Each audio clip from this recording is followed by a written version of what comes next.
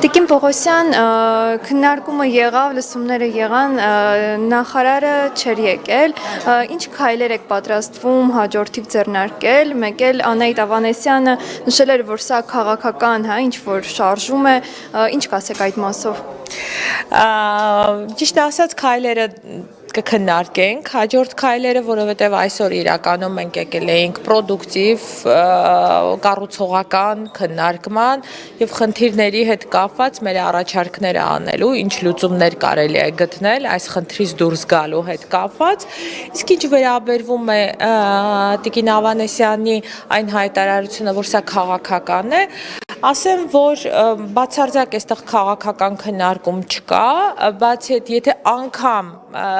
Տիկին Ավանեսյանը այս քննարկումները քաղաքականացնում է, ես էլ քաղաքական պատասխան կտամ։ Ուզում եմ հիշեցնել, որ առողջապահության նախարարը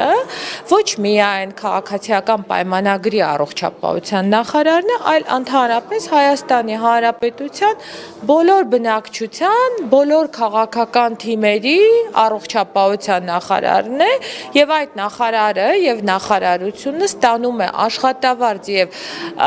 պարգևավճարներ Հայաստանի Հանրապետության անկախ քաղաքական կողմնորոշումից բոլոր քաղաքացիների վճարած հարկերից, այնպես որ անգամ եթե ինքը տեսնում է քաղաքական կոնտեքստ, ինքը պարտավոր է լինելու այստեղ եւ լսելու այս քննարկումը եւ պատասխանելու հարցերին եւ գտնելու ելքերը։ Նա նշում է, որ բժիշկները պետք է առանձին իրեն դիմեն, նա առանձին կնայի բոլոր բժիշկների բարձրաձայնած հարցը եւ առանձին կտեսնի բժշկական կենտրոնների տնօրինությունը, ինչպես է օրինակ կամ պոլիկլինիկայի, ինչպես են արձագանքում այդ ամենին, բայց այստեղ չկա արդյոք մի փոքր վախ բժիշկների մոտ, որ միգուցե դրանից հետո իրենք հեռացվեն աշխատանքից օրինակ։ Այո, ես մի քանի օր առաջ անդրադարձել էի դրան, որ բժիշկներին հստակ տրված է այսպես ցուցում, եթե դուք կբողոքեք, հատկապես սոցիալական ցանցերում, ապա դուք աշխատանքից կազատվեք, սակայն դրան զուգահեռ ես այսօր ընթերցեցի Տիկին Ավանեսյանի երեկվա ռիլի տակ մեր բժիշկների գրառումները, մեր բուժքույրերի գրառումները եւ կարծում եմ ակնհայտ է հիմա ավելի հեշտ է ասել բողոքներ չկան, թե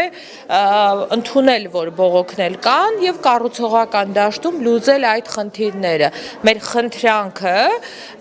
որոշումներ կայացնող կառավարությանը այն էր, որ խնդրում ենք եկեք կառուցողական դաշտում հասկանանք ինչպես պետք է վարվեն բուժաշխատողների հետագա աշխատավարձների եւ այլն, որովհետեւ մարդկանց մոտ 2 ամիս է արդեն այս խնդիրը կա եւ լուրջ սոցիալական խնդիրներ են առաջանում։ Ես եմ շնորհակալ։